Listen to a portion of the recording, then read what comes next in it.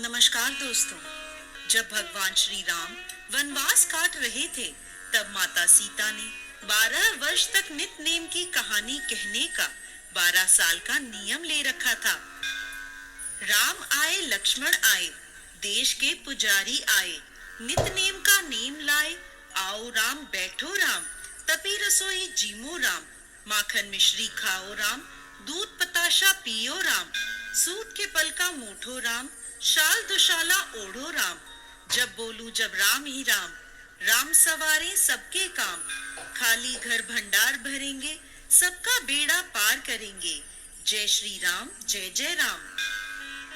ये कहानी सीता माता रोज कहती थी और श्री राम इसे सुना करते थे। एक दिन श्री राम को लक्ष्मण जी के साथ किसी काम से बाहर जाना पड़ा, तो सीता माता बोली, भगवान मेरे 12 वर्ष का नित नेम का नियम है, अगर आप बाहर जाएंगे तो मैं अपनी कहानी किसे सुनाऊंगी। श्री राम ने कहा, तुम कुएं की पाल पर जाकर बैठ जाना और वहां पर जो औरतें पानी भरने आएंगी उन्हें अपनी कहानी सुना देना। सीता माता कुएं की पाल पर जाकर बैठ गईं। एक स्त्री आई, उसने रेशम की जरी वाली साड़ी पहन रखी थी और सोने का घड़ा ले रखा था। सीता माता उसे देखकर कहने लगी, बहन मेरा 12 वर्ष का नित नेम सुनने का नियम है, मेरी कहानी सुन लो।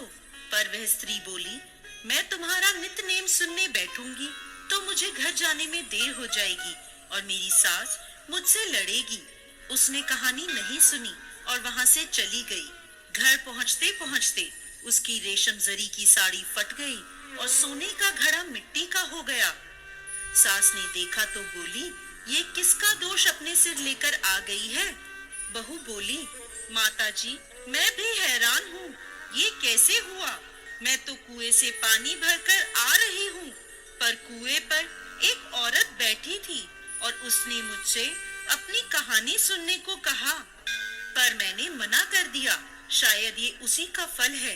सास तुरंत वही साड़ी पहनकर कुएं की पाल पर गई। सास को वहां सीता माता बैठी मिली और बोली, बहन मेरी कहानी सुन लो। सास बोली, एक बार छोड़, मैं तो 4 बार तेरी कहानी सुनूंगी। सीता माता बड़ी प्रसन्न हुई और कहानी कहने लगी।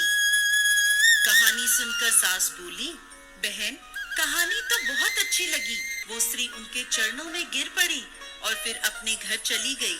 उसकी साड़ी फिर से रेशमी जरी की बन गई और मिट्टी का घड़ा फिर से सोने का हो गया। घर पहुंची तो बहू बोली, सासू माँ आपने ये कैसे किया। सास बोली, बहू तू तो दोष लगाकर आई थी, मैं तेरा दोष उतार कर आ रही हूँ।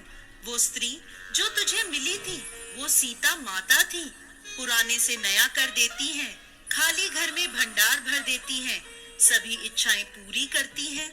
बहू बोली, ऐसी कहानी मुझे भी सुनाओ।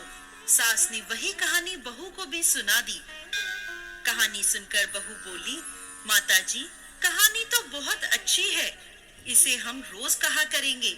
अब सास बहू रोज सवेरे उठकर कहानी कहने लगी।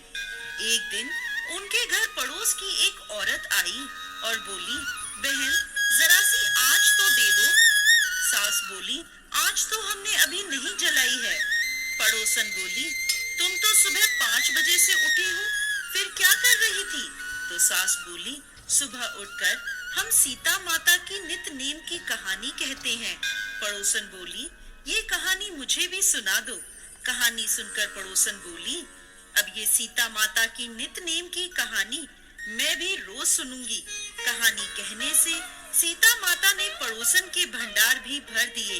हे सीता माता, जैसे उनके भंडार भरे, इस कहानी को कहते, सुनते और हुंकार भरते, सभी के भंडार भरना।